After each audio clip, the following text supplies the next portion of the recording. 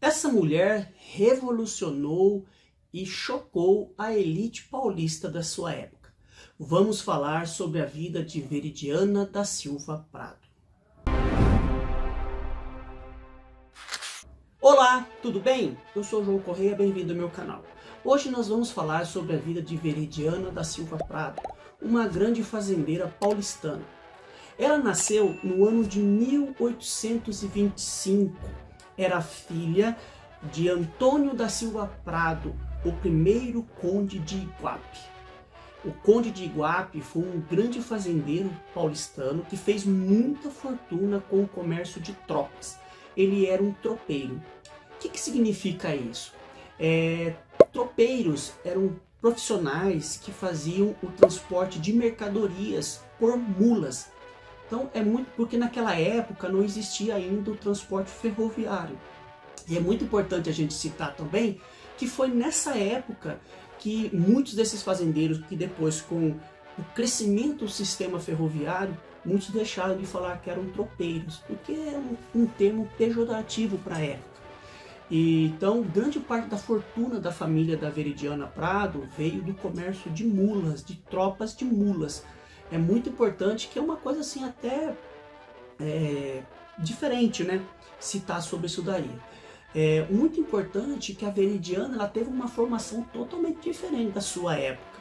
Ela estudou na França, ela teve um ensino totalmente diferente do que era para as mulheres na época.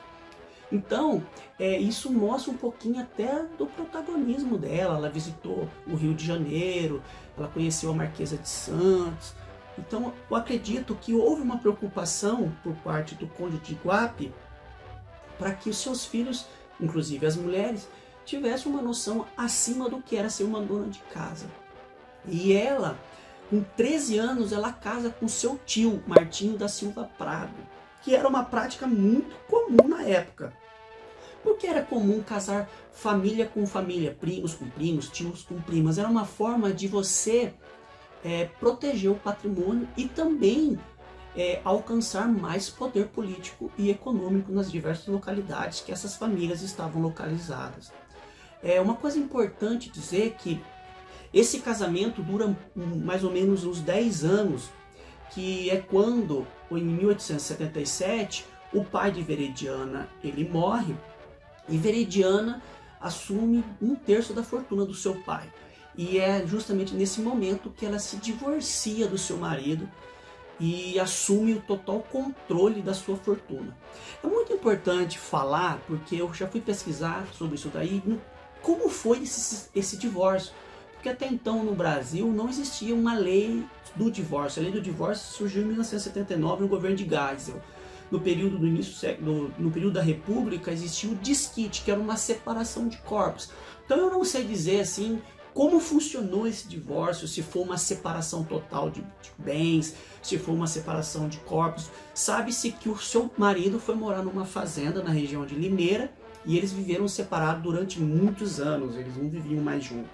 E a Veridiana da Silva Prado ela assume totalmente o poder sobre a sua fortuna e a administração dos seus bens. Um fato muito importante sobre a Veridiana é que ela fez muitas viagens à Europa e ela foi muito influenciada pela arquitetura e a vida cultural em Paris. Quando ela volta ao Brasil, ela inicia a construção de um belíssimo palacete que até hoje está em pé e é aberto à visitação. E ela constrói esse palacete baseado totalmente na arquitetura francesa. E esse local se tornou um espaço cultural de divulgação sobre filosofia, política, literatura. E esse local recebeu a visita de Dom Pedro II, da Princesa Isabel, entre outras personalidades políticas da época. É muito importante a gente falar que essas mulheres, elas não podiam votar, mas elas tinham um poder econômico e político muito forte que influenciava as decisões políticas da época. E nós podemos falar sobre diversas mulheres paulistanas, né? Baronesa de Arari, Baronesa de Araras, Joaquina de Almeida, lá na região do Bananal. Então essas mulheres elas não tinham um poder de voto, mas elas tinham um poder de influenciar e designar representantes políticos das suas causas. É muito importante falar também que ela participou, segundo pesquisadores, da criação de um jornal. Então pode-se dizer que ela foi a primeira mulher a dirigir um jornal junto com o seu filho, o Eduardo Prado. É importante falar também que esse Eduardo Prado depois foi o primeiro prefeito da cidade de São Paulo. Então isso mostra um pouquinho como que esse poder econômico deu a Veridiana Prado uma importância econômica e política da época muito forte. Na sua propriedade, que nesse palacete, ela construiu o velódromo, né, que foi construído o primeiro velódromo de São Paulo em 1885, sendo considerado por pesquisadores o primeiro estádio de futebol do Brasil. E ela participou, ela ajudou em entidades filantrópicas, ela ajudou na construção da Santa Casa de Misericórdia, ela foi provedora da Irmandade do Santíssimo Sacramento, enfim, foi uma personalidade histórica muito importante na história de São Paulo. Ela faleceu em 1910, aos 85 anos, e existe hoje diversas avenidas e ruas e praças com o seu nome.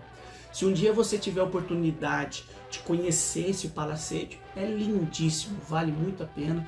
Fica ali na Higienópolis, na cidade de São Paulo. E aí, você sabia a história de vida de Veridiana da Silva Prado? Curta, compartilha e se inscreva no canal. Apresentando os nossos patrocinadores: Gema Editorial, transforme suas palavras em obras-primas.